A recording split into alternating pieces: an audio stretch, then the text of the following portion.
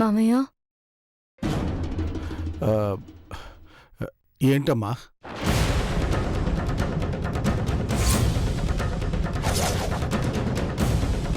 చెప్పవే.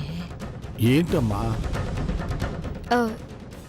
ఏం లేదు మామయ్య, మీతో ఒక విషయం చెప్పాలి.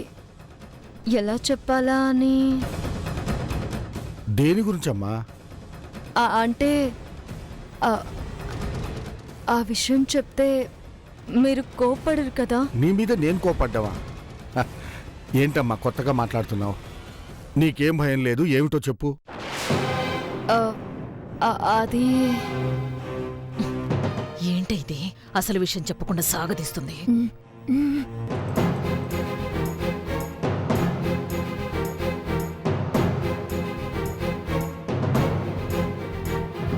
నాకు హనీమూన్కి వెళ్ళడం ఇష్టం లేదు మామయ్య.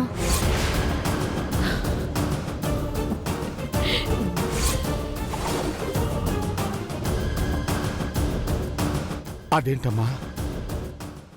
మిమ్మల్ని అందరినీ వదిలేసి 4 రోజులు ఎక్కడికో వెళ్ళి మీకు దూరంగా ఉండడం ఏదోలా ఉంది మామయ్య.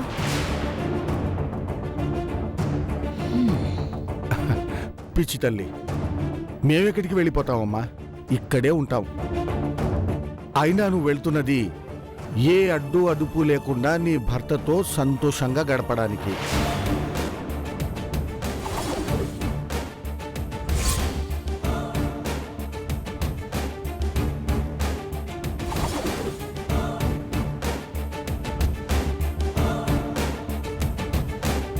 అంటే ఎవరైనా ఏదైనా అనుకుంటారేమోనని.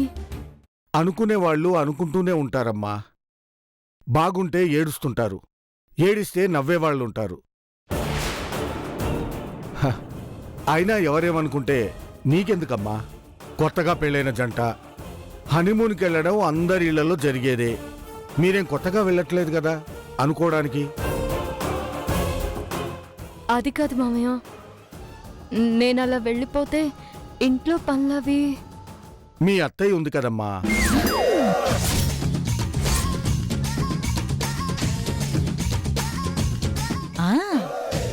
ఇంటి పనులు చేయడానికి కూర్చున్నాను. పైగా మీ ఆరోగ్యం కూడా బాలేదుగా. నన్ను మీ అత్తయ్య చూసుకుంటుందిలే అమ్మా. ఈయన్నేమో నేను చూసుకోవాలి, కానీ ఆయన మాత్రం నన్ను పట్టించుకోడు. ఏ విషయంలో ఆంటీ? నోరు మూసుకోయా, ఎప్పుడూ ఆ టాపిక్కే మాట్లాడతావు. మీరు సరే మామయ్య, కానీ పనులన్నీ నాకు వదిలేసి కోడలు షికార్లు చేస్తుందా అని అత్తయ్య బాధపడుతుందేమో. ఓహో, మీ అత్తయ్య ఏమనుకుంటుందో అని నీ భయమా? భలే దానివమ్మా. అసలు మిమ్మల్ని హనీమూన్కు పంపాలని పట్టుబట్టిందే మీ అత్తయ్య.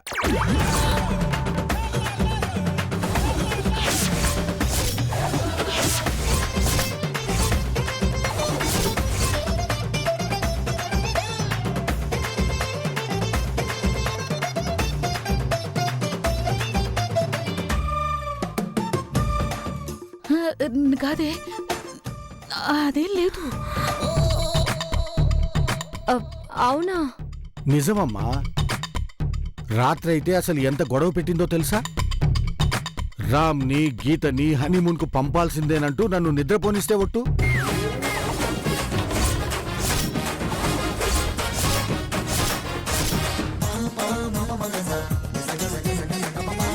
అంటే నాతో ఇష్టం లేదని చెప్పి గదిలో మావయ్య గారితో మీరు చెప్పిన డైలాగులు ఇవ్వా? అబ్బే, నాకేం తెలీదే. రాత్రి మందు మత్తులో ఏదేదో వాగేసుంటాను. అయినా నా నోటి నుంచి అలాంటి పదాలు అస్సలు రావే. మావయ్య గారు చెప్తున్నారు కదా. అయ్యో, నువ్విచ్చిన మందు మత్తులో ఏదో వాగేశానని చెప్తున్నాను కదా. మత్తులో ఉన్నప్పుడే మనసులో ఉన్న అసలు నిజాలు బయటకొచ్చేది. అది కాదే, నా మాట నమ్మవే ప్లీజ్. చూడమ్మా, నువ్వెని చెప్పినా నేను విననంటే వినను. మీరిద్దరూ హనీమూన్కు వెళ్లాల్సిందే.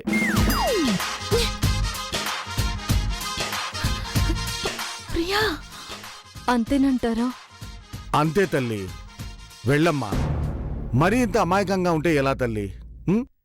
వెళ్ళు.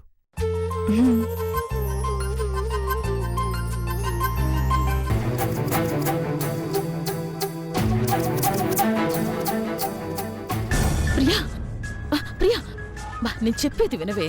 నాకేం చెప్పకండి ఆంటీ. మిమ్మల్ని నమ్మని చూసారా? నాది బుద్ధి తక్కువ. కాదు ప్రియా. ఛ!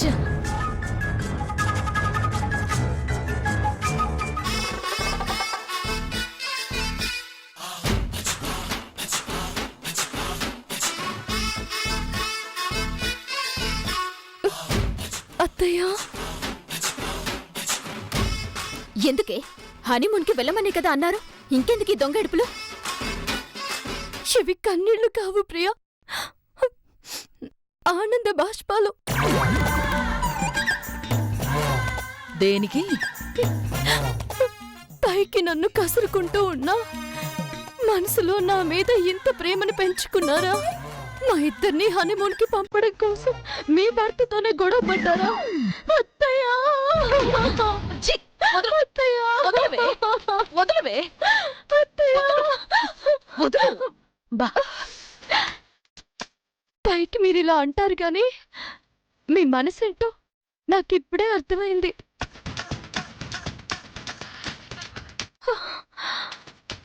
నీకు అర్థం కావడం లేదా ప్రియా? ఇప్పుడిప్పుడే తెలుస్తుంది.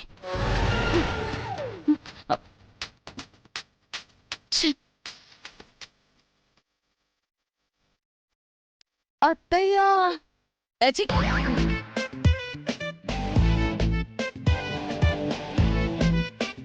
ఇప్పుడు నా మీద కోప్పడినా రేపే మనవణ్ణో తెచ్చి మీ చేతుల్లో పెడితే మీరే కామైపోతారు.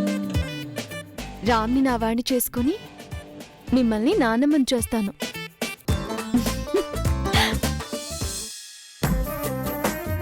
అబ్బా! ఆహా! అబ్బా! ఆహా!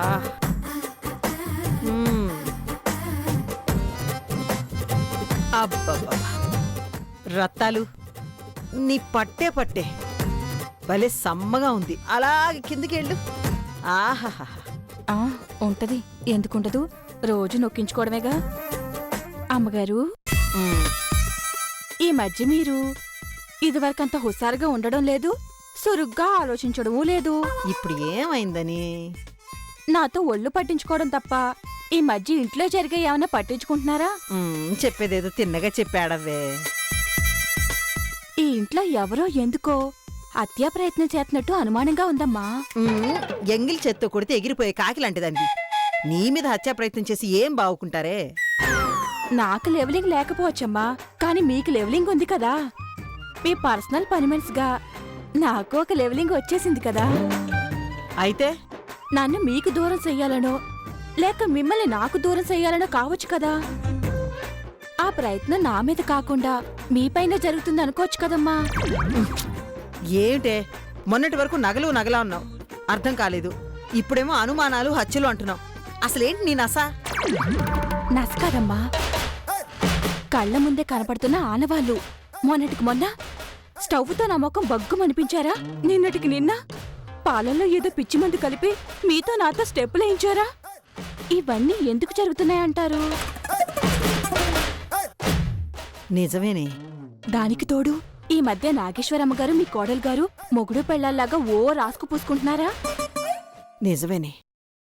నా కోడల్లో ఏదో మార్పొచ్చింది. ఆ నాగేశ్వరితో పాటే తినడం, దాని వెనకాలే తిరగడం. అంతేనా? మా అత్తయ్య గారికి కాఫీ నేనే పెడతానంటూ ఆ వేళ మీ మీద ఎంత ప్రేమలకు పోశారు.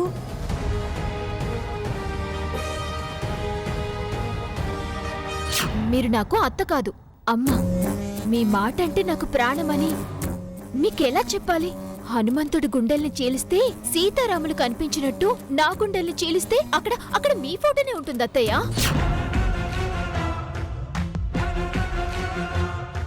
ఆ రోజు నా కోడలు నా మీద చూపించింది దొంగ ప్రేమని నాకు తెలిసే.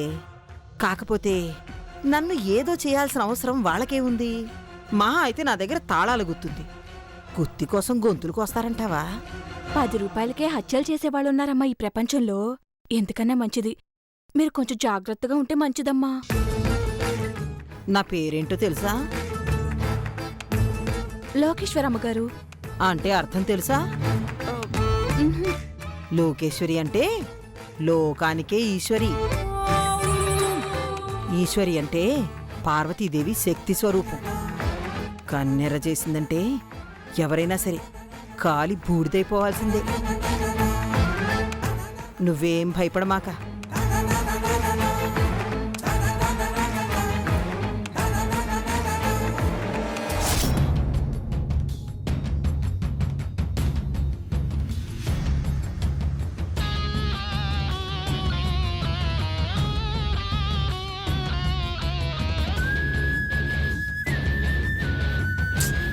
ఛ! ఎన్ని ప్రయత్నాలు చేసినా వర్కౌట్ కావడం లేదు. కాలం నా మీద మరీ ఇంత కక్ష కట్టిందేంటే? ఏమైందంటీ? ఏమైందా? సాయంత్రం వాళ్ళు హనీమూన్కి బయలుదేరుతుంటే సెండ్ ఆఫ్ ఇవ్వడం తప్ప ఇంకేం మిగిలిందని. సాయంత్రం దాకా టైం ఉంది కదా, ఈలోపే ఎందుకింత డల్ అయిపోతారు? 2 రోజుల టైంలో ఏం చేయలేకపోయాం. సాయంత్రంలోపు ఏం చేస్తామని? ఒకటా రెండా? హనీమూన్కి వెళ్లకుండా ఆపాలని ఎన్ని ప్రయత్నాలు చేశాం. ఆ గీతకి ఇంజరీ చేస్తే ఆగుతుందనుకున్నాం, కానీ ఆగలేదు. మా ఆయన ద్వారా ట్రై చేశాను, సెంటు కొట్టాను, ఆఖరికి జాజిపత్రి జలకండ్రి మందు కొట్టాను. నా ఒళ్ళు హోనం చేసుకోవడం తప్ప జరిగిందేం లేదు. గెలవాలనుకునేవాడు యుద్ధం ఎలా చెయ్యాలి అని ఆలోచించాలి గాని ఎంతసేపు చేయాలని కాదాంటీ. కొటేషన్ బానే ఉందే, కానీ నా సిచ్యువేషనే మరీ ఇంత బ్యాడ్ అయిపోతుందనుకోలేదు. పోనీ ఒక పంచేస్తే? ఏంటి? ఇంట్లో మనుషులకెవరికైనా ఇంజూరీ అయితే అప్పుడు వెళ్తారంటారా? అంటే నీ ఐడియా ఏంటే? క్లియర్గా చెప్పు. సపోజ్ ఫర్ ఎగ్జాంపుల్ మీ కాలో చెయ్యి విరిగితే? అమ్మా! నా మీద అలాంటి ప్రయోగాలు చేయకమ్మా. మీ హనీమూన్ సంగతి అటుంచితే ఆ నొప్పి నేనెలా భరించేది? కట్టు కడితే సెట్ అయిపోతుంది కదా ఆంటీ. సెట్ కాకపోతే వంపొచ్చేస్తే మరి నా గ్లామరు? మరేలా? ఎవరికి ఇంజూరీ అయితే స్ట్రాంగ్గా ఉంటుంది?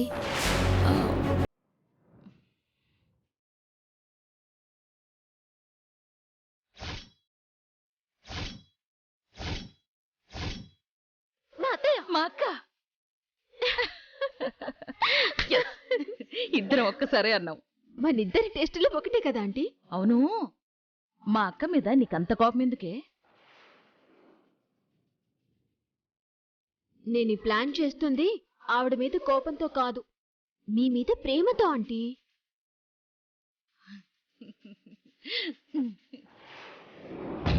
అవును, డైరెక్ట్గా వెళ్ళి చెయ్యో కాలో విరిచేస్తాం, కోఆపరేట్ చెయ్యంటే చేస్తుందంటావా? మిమ్మల్ని చెప్పుతో కొట్టి నన్ను కాలుతో తంతుంది. కాలు విరగాలంటే మనమే వెళ్ళి విరవాలా? ఆవిడంతట ఆవిడే విరగొట్టుకునేలా చెయ్యొచ్చు. అదెలా? ఆ గీతను పడేయడానికి ఆ రోజు మీరు మెట్ల మీద నూనె పోసారుగా, అలా.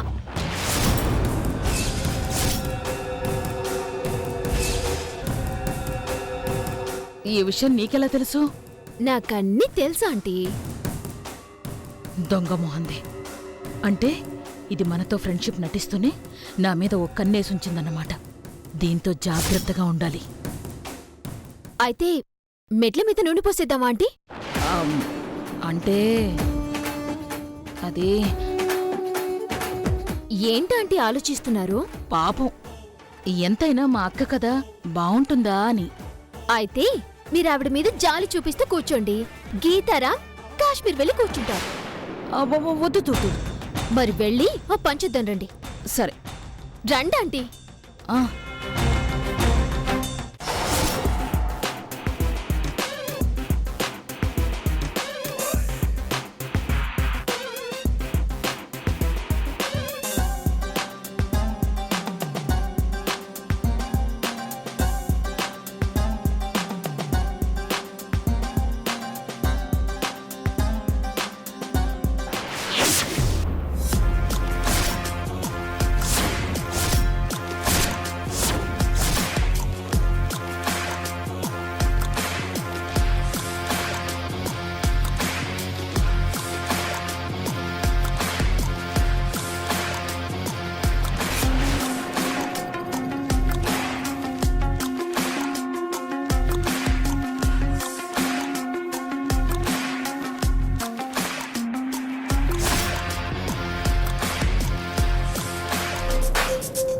మా అత్తయ్య ఎట్టి పరిస్థితుల్లోనూ మిస్ అవ్వకూడదు. నా కళ్ళలో ఆనందం చూడాలని ఎంత శ్రమ పడుతున్నావో. నీ కళ్ళల్లో ఆనందం ఉంటే నాకేంటి, ఏడుపుంటే నాకేంటి? నా హ్యాపీ కోసం నేను తంటాలు పడుతున్నాను.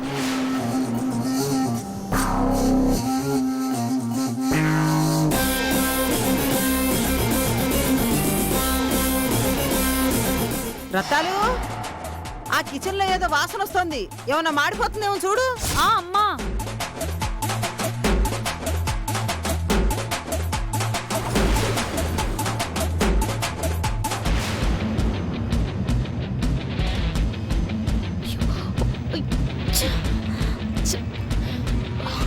ఈ రత్తాలొకటి ప్రతిదానికి అడ్డొస్తుంది.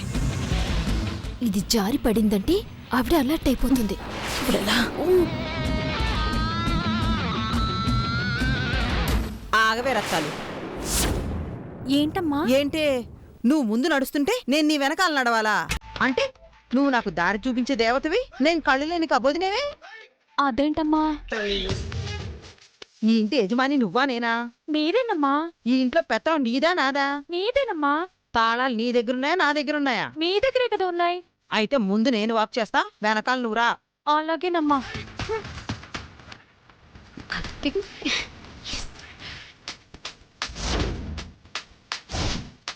రావే అత్త, ఓపిక కూర్చొని మన గొయ్యి మనమే తప్పుకోవడం అంటే ఇదే అనుకుంటా.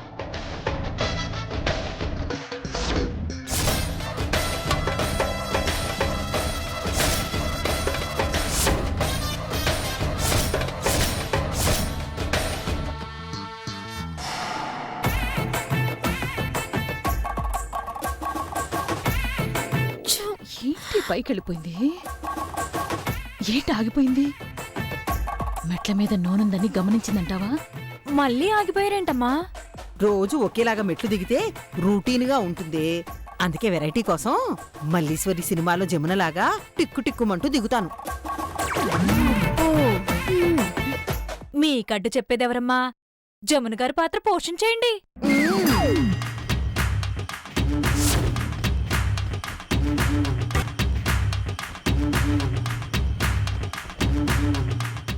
ఏంటో?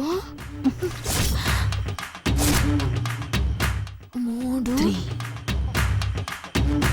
3 4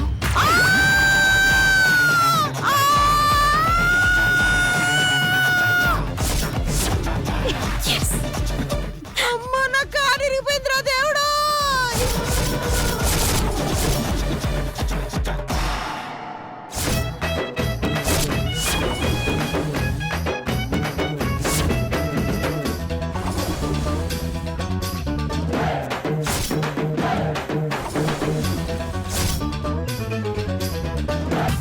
అమ్మగారు,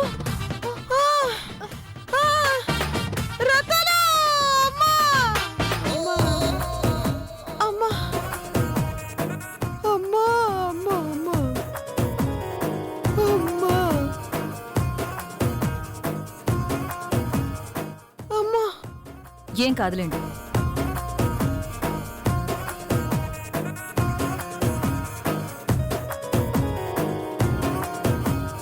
కట్టు కట్టేటప్పుడు కాలు కదల్చకండి, బోన్ సెట్ అవదు.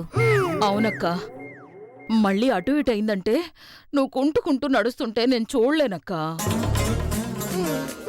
అబ్బా,